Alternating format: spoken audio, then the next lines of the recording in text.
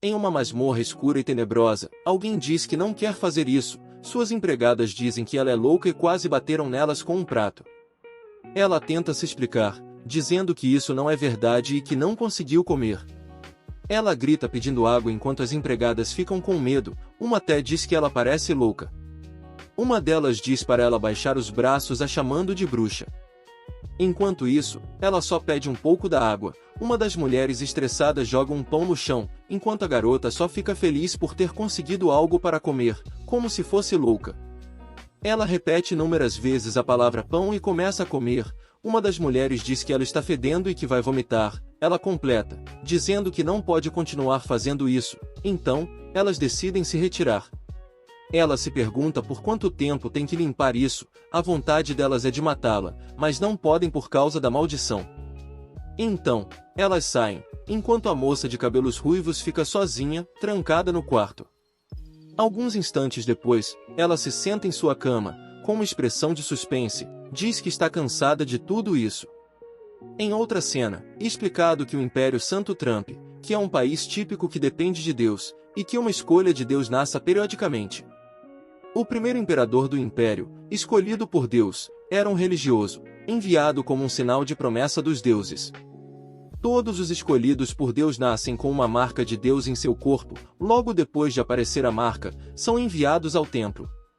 No templo, realiza-se uma grande comemoração para rezar pela paz do Império, em troca, garante-se riqueza e honra. O sacrifício do escolhido satisfaz a Deus, e como resultado, o Império Trump surgiu como uma potência que não se atrevia a negar a Deus. Até 20 anos atrás, desde aquele dia, parou de chover, os rios e lagos secaram e não puderam cultivar. Os animais e plantas começaram a desaparecer com a epidemia. O rico e próspero rapidamente se tornou um desastre, não havia mais confiança. Isso é culpa de uma bruxa que carrega a desgraça. Isso é culpa daquela bruxa que se atreveu a passar a noite com o imperador e teve uma atitude mais feia que ele. Todos a buscaram para tentar eliminá-la porque achavam que ela era a causadora da desgraça. As pessoas do império estavam nervosas com as palavras do ministro. O imperador também lamentou e ordenou que encontrassem e executassem a cigana. Em uma noite linda com uma grande lua brilhante, a bruxa fugia freneticamente. Ela abraçava seu bebê recém-nascido em seu corpo frágil. Ela correu por toda a noite, mas no final, a levaram para ser executada. Todos gritavam para matá-la junto com seu bebê. Foi aí que a bruxa usou uma maldição. Ela disse: "Eu os amaldiçoo. Mesmo que eu morra, a maldição nunca se quebrará. Se o sangue do meu inocente bebê tocar essa terra, o império será destruído e haverá uma seca pesada. Toda essa gente terminará assim." Essas foram as suas últimas palavras. Porém, a maldição desesperada de uma mãe eventualmente salvaria a vida de seu filho. O imperador acabou prendendo seu descendente em um porão sombrio por conselho do templo, com a fechadura para poder selar o sangue ruim.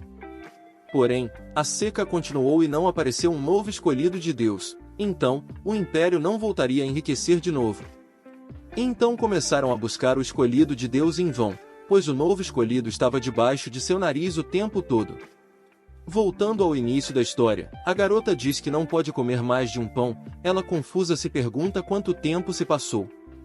Ela olha para sua mão, que contém um símbolo, e então uma luz aparece.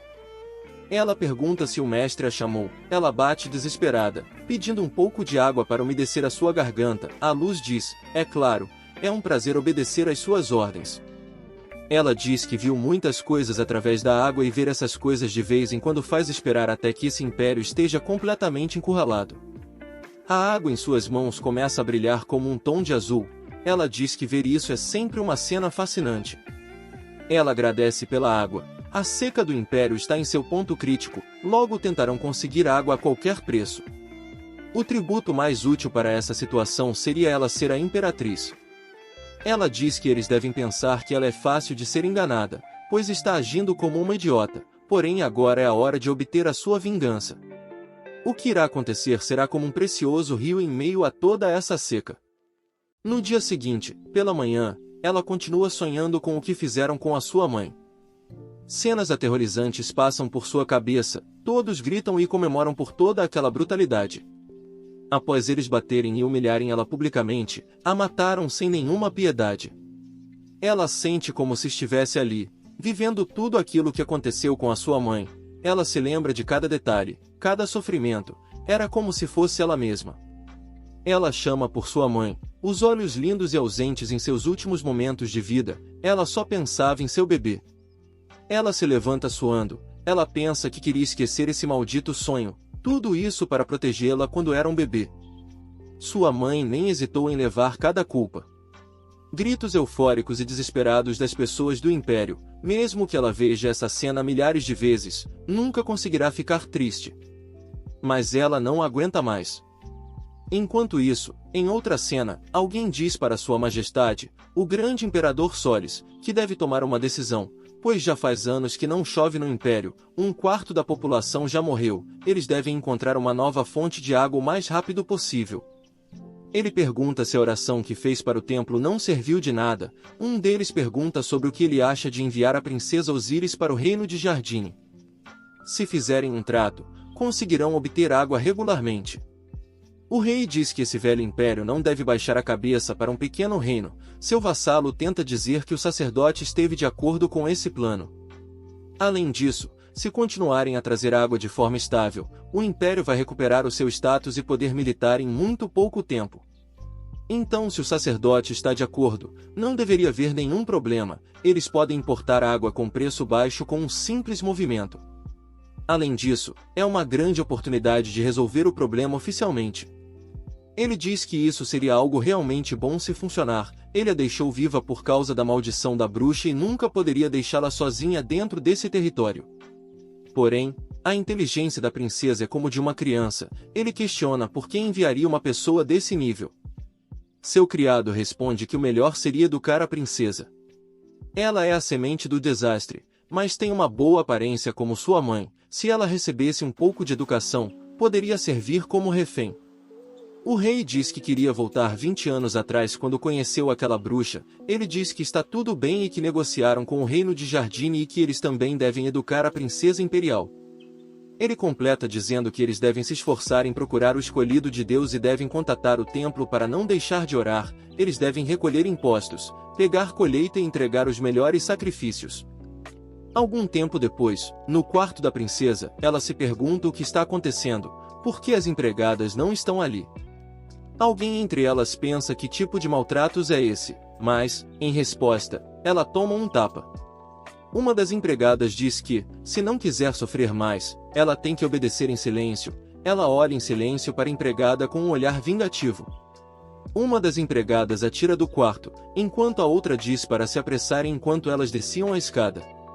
Ela diz para pararem, pois está doendo, enquanto isso, pensa onde estão levando ela. Uma das empregadas diz que está cansada de tudo isso, enquanto a outra diz que elas devem aguentar um pouco mais, logo tudo isso vai acabar e logo voltará a chover novamente. Em seus pensamentos, ela pensa que isso é ruim e que não haverá tal coisa. Uma das empregadas pergunta se ela consegue ouvir. Porém, isso não importa já que ela não entenderia de qualquer maneira. Enquanto em seus pensamentos, furiosa, ela diz que as empregadas são imbecis. Mas o mais importante é que elas disseram que acabaria logo. Do lado de fora, ela vê o céu, as árvores e algumas montanhas. Ela fica maravilhada com essa vista, pensando nunca ter visto aquilo. Aquilo é muito diferente das visões criadas por Aqua. Ela se pergunta onde estão levando ela, se a levaram para fora, isso significa que o imperador descobriu uma forma de se livrar dela. Uma das empregadas diz que é por ali que ela deve ir, aqui pode finalmente ter chegado a oportunidade de se vingar de todos eles. Em outra cena, alguém diz entre aqui, vamos. Ela não entende o que está acontecendo e pensa, isso é um banheiro? Que tipo de sonho será esse? Então, enquanto ainda tentava processar todas as informações, subitamente uma das empregadas tira sua roupa. Uma das empregadas tenta guiá-la para um lugar enquanto aperta o seu braço. Ela diz que isso dói quando segura assim, tudo aquilo é algo novo para ela, que quase se afoga enquanto tomava banho. Ela tosse enquanto a empregada pergunta por que ela está tossindo, ela segura seu braço com força enquanto diz que ela está muito suja, pensando que ela não entende nada. A empregada diz: você é uma pessoa ou um saco de lixo, enquanto em seus pensamentos, ela pondera que foram eles que só deram água fria para ela e apenas a deixaram se lavar com um trapo velho. Após terminar o banho, alguém cumprimenta a princesa e diz que ela está melhor agora que tomou banho. Ela se apresenta, dizendo que seu nome é Irene e que irá educá-la a partir desse momento. Ela não entende o que está acontecendo e se pergunta o que é tudo aquilo, de que se trata. Enquanto ela estava imersa em seus pensamentos, a empregada lhe dá uma bofetada. Ela diz: infelizmente, foi apenas uma bochecha, você teve muita sorte até agora. Escute cuidadosamente, não faça esses ruídos de agora em diante, eu fui enviado em pessoa pelo imperador para te educar, se você não fizer o que eu digo, tenho que prendê-la. Então me responda direito, não quero ouvir nenhum ruído estranho. Ela no chão concorda que sim, enquanto as outras empregadas riem e dizem que ela é uma idiota. A empregada que está encarregada de sua educação diz para levá-la para a cama, enquanto as outras concordam que sim, elas simplesmente a pegam sem nenhum cuidado e a lançam na cama. Sua empregada friamente diz que ela deve se lembrar do que vai ouvir de agora em diante, será uma honra para ela servir para algo. Apesar de ser tão suja, ela deve apenas manter isso em sua mente, ela sempre deve obedecer, como ela é uma estúpida, não precisará saber mais do que o básico. Ela tenta pegar, mas ela diz que não quer e a chuta. A empregada fica com muita raiva e bate com tanta força que ela começa a sangrar. Ela diz que repetirá o treinamento até que entenda. Você entendeu? Ela deve voltar a se deitar. Nossa protagonista, em seus pensamentos, diz: Irene, eu te prometo isso, quando chegar o momento, você será a primeira a morrer. Alguns instantes se passam e anoitece em um quarto grande, com uma janela com uma bela vista, comida boa e roupa limpa, tudo isso parece ser um investimento antes de vendê-la. Ela se pergunta se enviaram para se tornar o brinquedo de algum nobre, isso é totalmente impossível, mas será que o imperador deixaria o seu orgulho de lado? Não importa o quão irritante seja, não há forma de que se desfaça de sua única filha imperial. A única coisa que ela consegue pensar é que a venderam para outro país, ela viveu por 20 anos em um porão, isso não é nada. Nossa protagonista levanta o braço e diz: Aqua. Então uma luz azulada aparece e diz: me chamou, mestre. Ela pergunta o que aconteceu, pois sua luz está brilhando mais do que o normal. A luz responde que é mais fácil usar o poder agora, já que não há tantos obstáculos. Nossa protagonista se lembra que quando saiu haviam padrões estranhos por todos os lados. O espírito diz que nasceu para protegê-la, sendo ela escolhida do espírito da água. Está ao seu lado desde que ela era muito nova, sempre pronto para cumprir os seus desejos. Voltando para nossa protagonista, o espírito da água pergunta se ela está com novas feridas. Ela diz que não tem problema e pergunta se ele pode dizer o que aconteceu sobre sua falecida mãe e sobre sua vingança. Seu espírito responde para ela que vão enviá-la ao reino de Jardine como refém. Decidiram fazer um tratado para importar a água com um preço baixo em troca. Ela pensa que é por essa razão de tudo isso estar acontecendo, vão vendê-la. Ela questiona como é esse reino de Jardine. O espírito da água diz que mostrará para ela como é esse reino. Então ele abre um portal e diz: agora mostrarei a capital do reino de Jardine, o reino da água. Então uma imagem aparece no portal, ela fica encantada com tanta beleza. Ela diz que parece um lugar muito bonito, mas é só isso, afinal, eles vão comprá-la. O espírito da água pergunta se deveria matá-los quando virem amanhã.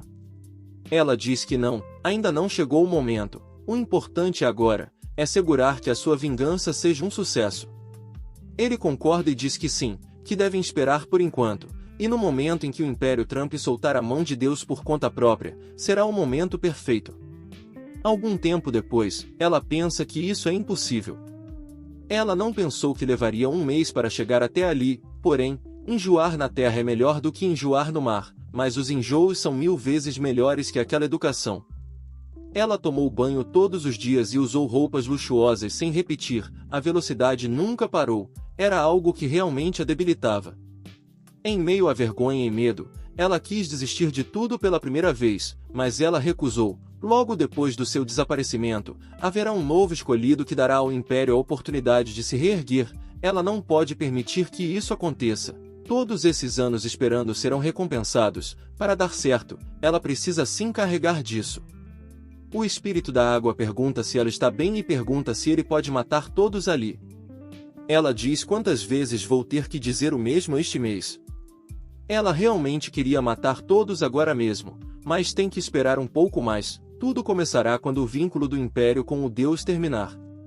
Ela colocará sua fúria acumulada em chuvas em todo o mundo, fortes chuvas em todo o país, menos o Império, e depois ela acabará com todos com as suas próprias mãos.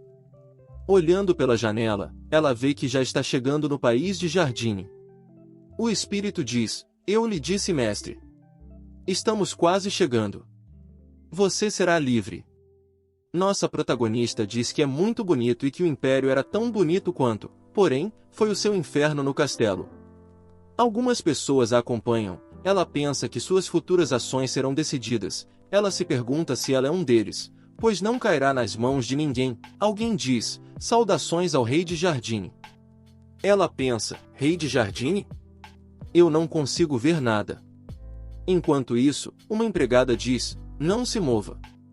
Não deixe de fazer isso até o fim. O rei diz: foi uma longa caminhada até chegar aqui. Por que não se sentam? Com todo o respeito, por que não se sentam aí? Ela não entende o que está acontecendo, enquanto alguém pergunta: o rei de Jardine está ignorando os enviados do Império. O rei responde: há algo para ignorar? Estas são as boas-vindas do reino. Será que os enviados do Império ignoram os costumes do reino? Com muita raiva e frustração, ele diz que não. Então todos se sentam perante o rei. Nossa protagonista pensa que eles são uns idiotas, pois já é hora de entenderem que o Império não está na mesma posição que antes. Enquanto isso, o rei interrompe seus pensamentos, perguntando se essa é a princesa Osíris, e pede para ela ir até ele. Enquanto ela caminha em direção ao rei, ela pensa que o Império perdeu muito status, mas é demais enviar uma princesa imperial como refém em troca de água. O rei diz: mesmo que seja metade bruxa. Enquanto em seus pensamentos, nossa protagonista diz: vou fingir que sou mais tonta que o normal. Até mesmo o rei vai perder o interesse. Uma das empregadas diz que conhece as preocupações do rei, mas a princesa é a mais bela do Império, porém ela carece de inteligência devido a acidentes inevitáveis, porém aprende muito rápido. Ela foi treinada para não falar com respeito ao rei.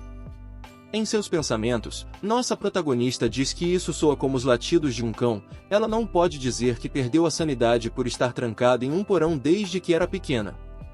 Alguém interrompe seus pensamentos e diz: Sua Majestade disse que entregará a princesa para o rei de Jardine como voto de boa vontade para fazer um tratado. Então, gostaria que aceitassem sem duvidar. O rei olha para eles e diz: tratado.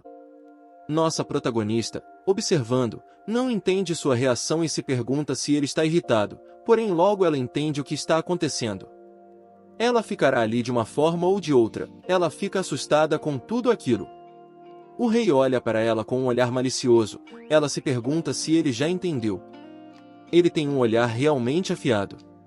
Ela olha para sua mão e vê que o símbolo está brilhando. Isso é impossível, pois esse símbolo é invisível aos olhos das pessoas. O rei diz: Princesa Osíris, levante a cabeça. Ela pensa que nunca se sentiu dessa forma antes. Será que esse rei é um ser humano? Rapaziada, se você gostou, deixa o like para a parte 2, comenta também que logo a gente vai estar trazendo mais obras como essa aí no nosso canalzinho. Então é isso galera, valeu, é nós tamo junto.